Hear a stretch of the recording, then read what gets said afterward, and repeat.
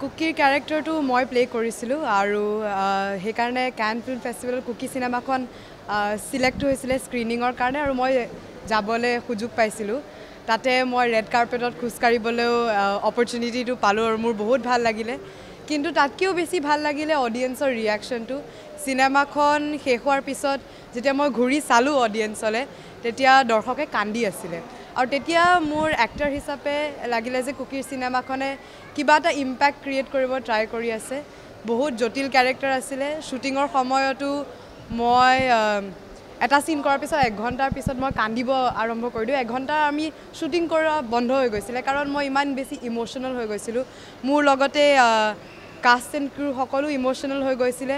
মই ৰাতি শুব নোৱাৰোঁ খাব নোৱাৰোঁ কাৰণ বহুত টাফ ক্যাৰেক্টাৰ এটা প্লে কৰিছোঁ যদিও এটা মৰম লগা সুইট 16 কাহিনী হয় কুকিৰ লগত বহুত ঘটনা ঘটিছে সেইবোৰ চিনেমাখন চালে দৰ্শকে গম পাব সেইকাৰণে 28 জুনত 28 জুন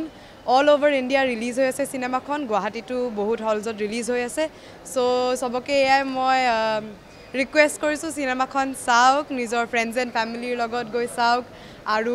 সোশ্যাল মিডিয়াত লিখক চিনেমাখনৰ কথা আজি টিজাৰ ৰিলিজ হৈছে আমাৰ সোশ্যাল মিডিয়া পেজত সবতে টিজাৰটো ৰিলিজ হ'ব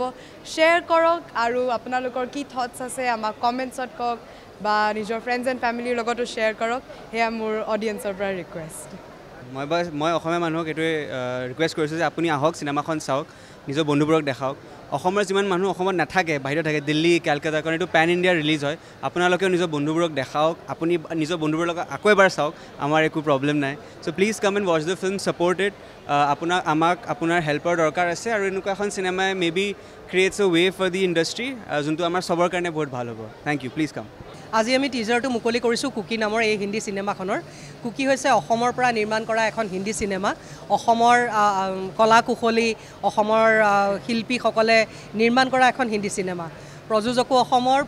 পৰিচালকো অসমৰ কলা কুশলী আৰু যিখিনি আমাৰ টেকনিচিয়ানছ আছে সেইখিনিও অসমৰ গতিকে সকলোৱে আমি মিলি এখন চিনেমা কৰিছোঁ আৰু ইতিমধ্যে কান চলচ্চিত্ৰ মহোৎসৱত মাৰ্চেডো ফিল্মত আমাৰ চিনেমাখন স্ক্ৰিনিং হৈছে আৰু তাত আমি বিশ্বৰ দৰ্শকসকলৰ পৰা সমাদৰ লাভ কৰিছোঁ তেওঁলোক সাধাৰণ দৰ্শক নাছিলে তেওঁলোক চিনেমাৰ লগত জড়িত ব্যক্তি আছিলে যিসকলে চাইছিলে আৰু তেওঁলোকে চিনেমাখনৰ ওপৰত খুব ভাল ফিডবেক দিছে যিটো আমাৰ কাৰণে এটা আশীৰ্বাদ আৰু এতিয়া আমি অহা 28 জুনত চিনেমাখন ভাৰতৰ 100টা চিনেমাগৃহত মুক্তি দিবলৈ আগবাঢ়িছোঁ অসম আৰু নৰ্থ ইষ্টৰ চিনেমাগৃহসমূহতো মুক্তি পাব তাৰ লগে লগে আমি নেপালতো 28 তাৰিখে মুক্তি পাব তাৰপিছত USA Canada UK France Morocco Indonesia এইকেইখন দেশত মুক্তিৰ কথা চলি আছে 2 সপ্তাহৰ পিছত মুক্তি পাব 28 জুনত সমগ্ৰ ভাৰতত লগতে অসমত লগতে নেপালত চিনেমাখনে মুক্তি পাব এখন হাৰ্ডক'ৰ এণ্টাৰটেইনিং ফিল্ম এখন ইয়াত সম্পূৰ্ণ এণ্টাৰটেইনমেণ্ট আছে ইয়াত সকলো ধৰণৰ টেষ্ট পাব গৈ পেলাই আৰু এটা সাংঘাতিক ধৰণৰ ষ্ট্ৰং মেছেজ এটা ৰাইজৰ বাবে দি দিয়া হৈছে আৰু এইটো অকল অসমত বুলিয়েই নহয় বা যিটো ঘটনা চিনেমাখনত ঘটিছে এইটো অকল অসমতেই নহয় এখন ভাৰততেই নহয় গোটেই পৃথিৱীতে বিভিন্ন কোণত এনেকুৱা ধৰণৰ ঘটনা ঘটি আছে আৰু এই ঘটনাটো খুব ৰিয়েলিষ্টিকভাৱে পৰিচালক প্ৰণৱজিৎ ডেকা খুব ৰিয়েলিষ্টিকভাৱে দৰ্শকৰ বাবে এৰি দিছে খুব সুন্দৰ অভিনয় সকলোৰে বাবে আৰু 90% আমাৰ অসমৰ মানুহে ইয়াত কাম কৰিছে আৰু ইয়াৰ বিশেষকৈ টেকনিকেল পাৰ্ট যিখিনি সেইখিনি অসমীয়া মানুহ কিন্তু সেই অসমীয়া মানুহখিনি যিখিনি অলৰেডি বম্বেত প্ৰতিষ্ঠিত যি বম্বেত 10-15-20 বছৰ কাম কৰিছে সেইসকলে ইয়াৰ পষ্ট প্ৰডাকশ্যনৰ গোটেই কামবিলাক কৰিছে মিউজিক কৰিছে তপনজ্যোতি দত্তই চাউণ্ড ডিজাইন কৰিছোঁ মই দেৱজিৎ চাংমাই বম্বেৰ পৰা তাৰপিছতে